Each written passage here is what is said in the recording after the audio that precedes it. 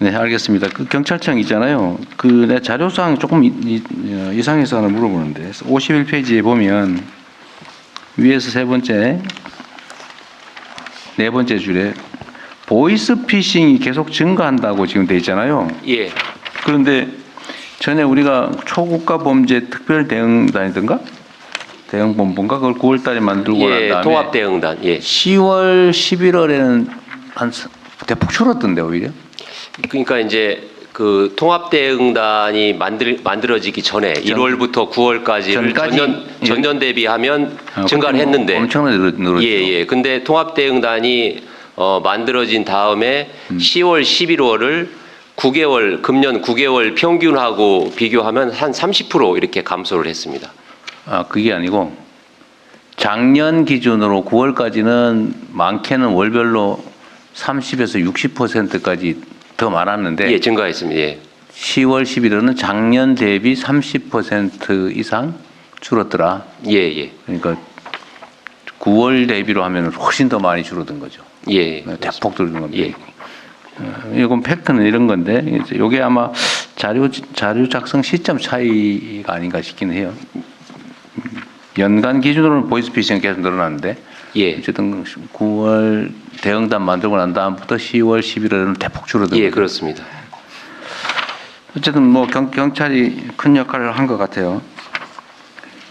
매우 잘하셨고 어쨌든 이렇게 조직적으로 또 규모 있게 강력하게 대응하니까 실제 피해가 엄청나게 줄어든 거 아닙니까? 예, 그렇습니다. 작년 발생 대비 30% 넘게 줄었으니까 3분의 2로 줄어들었다는 얘기예요. 작년 대비. 예, 이게 그 경찰만 하면 그렇게 이제 큰 효과를 볼 수 없는데 이번에 정부 합동으로 해서 그 같이 이제 정부 기관에서도 파견 나오고 뭐 키사나 금감원 같은 민간에서도 파견 나와서 같이 협력을 해서 이제 효과가 더 있었던 것 같습니다. 국정원도 상당히 역할을 잘 했던 것 같아요. 네. 어쨌든 앞으로도 좀 강력하게 지속적으로 대응해가지고 피해 규모를 대폭 줄여주십시오. 예, 그렇게 하겠습니다. 그리고 이태원 참사를 합동수사단을 꾸려서 수사하라고 전에 지시했었잖아요. 예. 아마 합동수사를 하고 있는 것 같은데. 예, 지금 검찰의 합동수사단이 편성이 돼서 진척 사항은 혹시 좀 뭐 보고를 받거나 하나요? 예, 제가 그 검찰에 우리 인력을 파견해서 이렇게 한 사안이라 제가 검찰이 주관하고 있어요? 구체적으로 받지는 않았습니다. 이태원 유가족들 중에 일부가 불만을 표시하는 것 같던데요. 예, 저한테. 그 부분은 그 수사가 지지부진하다. 예. 뭐 하는 거냐 뭐 이런 좀 그런 항의 비슷한 게 있어요. 예, 합동 대응단에 연락하겠습니다. 한번 챙겨보라고 하십시오.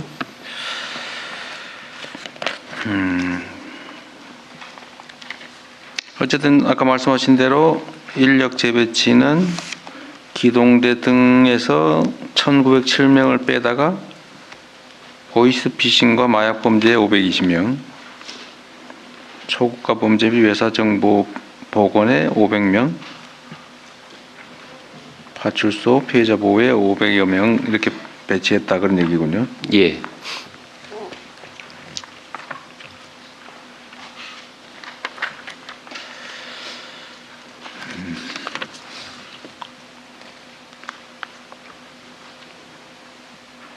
마약 부분 있잖아요. 예. 경찰에는 마약 전담 체계가 있어요? 예, 경찰도 마약 전담하는 수사팀이 있습니다. 네. 여기를 지금 인력을 378명에서 942명 예, 보강. 예, 마약도 사회적으로 문제가 되기 때문에 보강을 했습니다. 많이 늘렸네요. 예. 검찰에도 마약 전담 수사 기구가 있죠? 있습니다. 예, 검찰도 마약 그 전담을 해서 이렇게 그 인력을 별도로 채용해 가지고 운영을 하고 있습니다. 정보 공유나 그 수사 협조는 서로 해요? 예, 그 마약 관련해서는 범정부적으로 협의체가 구성이 돼서요. 주기적으로 회의도 하고 그렇습니다. 실제 정보를 주고받고 교류해요? 실제 정보는 이제 뭐 잘안 입수하면 자기가 수사를 해야 되기 때문에 잘 안 그렇지 서로 잘 안 예. 하겠죠? 실제 정보 교환에 대해서는 좀 한계가 있습니다. 사실은 낭비인데 그게. 똑같은 조직을 놓고 양쪽이 동시에 추적하거나 그럴 수도 있잖아요, 그죠? 예, 예. 서로 모르고. 예, 그렇습니다. 장기적으로 이게 마약 분야는 지금 심각성이 커지는데 마약 수사를 하는 독립조사기구 이런 게 필요하지 않을까요? 어떠세요?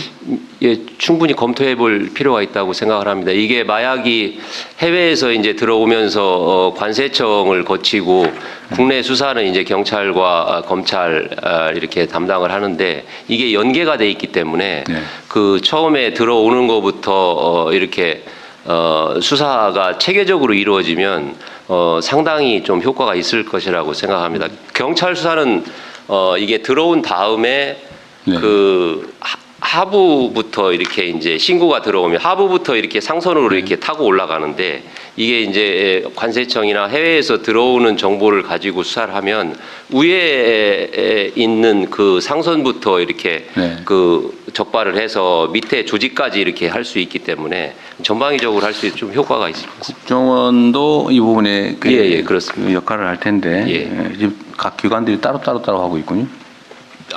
어쨌든 예, 이 협력체는 있습니다. 예, 협력체는 있는데 그 다음에 업무 말씀하십시오. 예, 저희 정리실에 마대협이라 그래가지고요 마약 대책 협의회가 있습니다. 그러니까 주기적으로 저희가 회의를 해서 각 기관별한테 지금 말씀하신 것처럼 정보 교환하는 게 조금 좀 부족한 부분이 있습니다. 잘 안 될 거예요. 예, 하여튼 뭐 노력을 하겠습니다. 네. 그건 억지로 해도 되지도 않을 것 같고. 그 가짜 정보에 대한 조치, 이것도 전에 국무회의에서 얘기를 해서 경찰이 나름 신경을 쓰고 있는 것 같은데요. 예.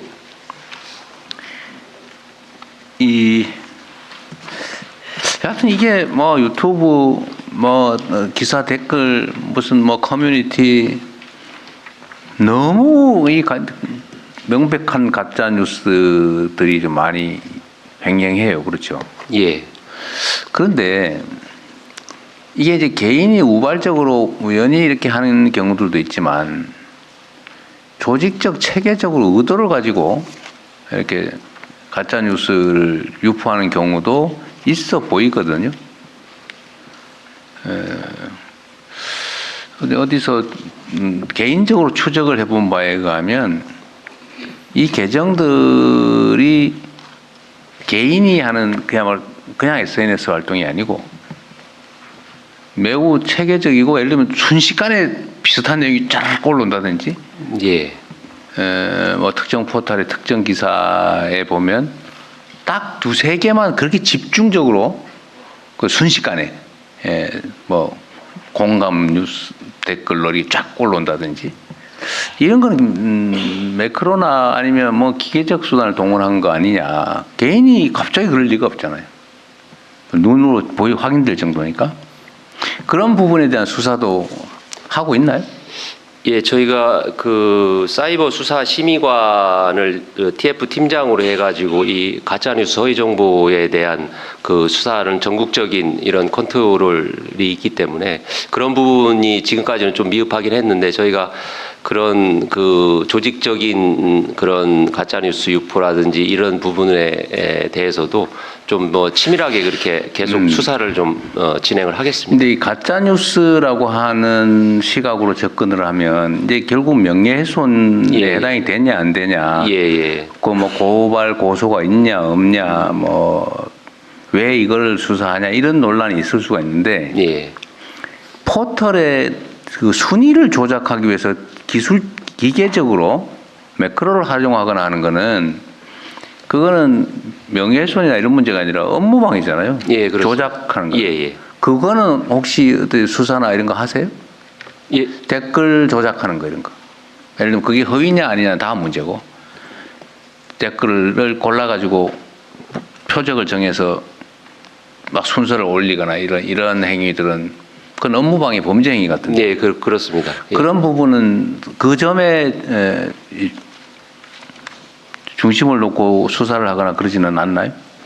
그게 제가 최근에 그 특정 사안에 대해서 그렇게 이루어졌다는 제가 보고는 받지 못했는데 하여튼 뭐 그런 부분도 저희가 이제 염두에 두고 수사는 진행을 하고 있습니다. 그게 조직적으로 됐다는지 이런 게 그 증거가 나오면 그런 부분에 대해서는 말씀하신 대로 업무방해라든지 이렇게 적극 적용을 하겠습니다. 포털 그 회사들은 사실은 이제 그 쉽게 캐치할 수 있을 거거든요. 예. 근데 그걸 내가 보기에는 영업상의 이유로 일부러 방치하는 거 아닌가 하는 생각이 들 때도 있어요. 막 들어와서 싸우면은 이제 주목도가 올라가잖아요. 예, 예. 그것도 그리 바람직한 일은 아닌데 하여튼 순위 조작이나 이런 매크로를 활용한 여론 조작이나 이런 것도 사실은 매우 나쁜 범죄 행위에 속하는 것 같습니다. 예, 그렇습니다. 그런 문제도 한번 체크를 한번 할 필요는 있지 않을까 싶고요. 예, 예. 면밀히 살펴보겠습니다. 네. 하여튼 우리 사회도 그렇고 전 세계적으로 그렇지만 하여튼 이 진실과 관계없이 편을 먹고 조작을 하고 하는 그 갈등을 격화시키고 대립을 심화시키는 건 정말 문제예요. 예, 그렇습니다. 그 누구 편이냐 문제를 떠나서. 그리고 또 아까 경찰은 사실은 좀 위험한 직업인데 어떤 사건 조작이나 이런 뭐 요즘 설마 이제 고문하거나 그러지는 않을 건데 인권 침해, 폭력 등이 이런 건 안 할 텐데 이제 뭐 사건 조작이나 이런 건 여전히 좀 위험성이 있죠. 어쨌든 이것도 우리 경찰들도 이런 점에 대해서는 이제 좀 관념을 바꿔야 됩니다. 그거 저기 통과됐나요? 그 인권 국가폭력범죄 공소시효 폐지. 국회에서 국가폭력범죄, 예를 들면 국가 권력을 이용해서 개인의 인권을 침해하는 사건 조작 행위, 고문 뭐 이런 거. 이거 앞으로는 공소시효가 폐지돼서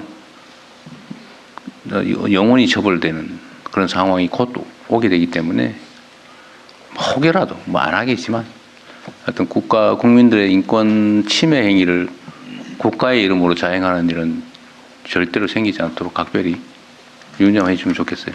예, 명심하겠습니다. 알겠죠. 저희가 그 경찰관 인권 행동 네. 강령도 만들어져 있어서 그런 부분들을 부단히 교육을 시키겠습니다. 그러게요.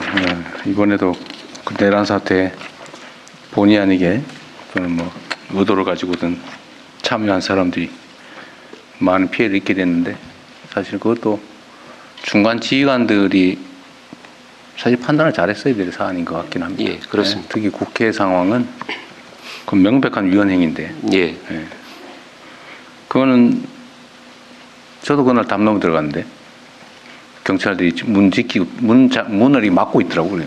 제 아내하고 차 타고 갔더니 저도 담 넘어 들어갔습니다만 어쨌든 헌법상 명백하게 저게 적법한 정당한 그리고 적법한 계엄이라 할지라도 국회를 막으면 안 되는 거죠, 원래. 예, 그렇습니다. 저희가 그 부분은 철저히 반성을 하고 그러니까요. 있습니다.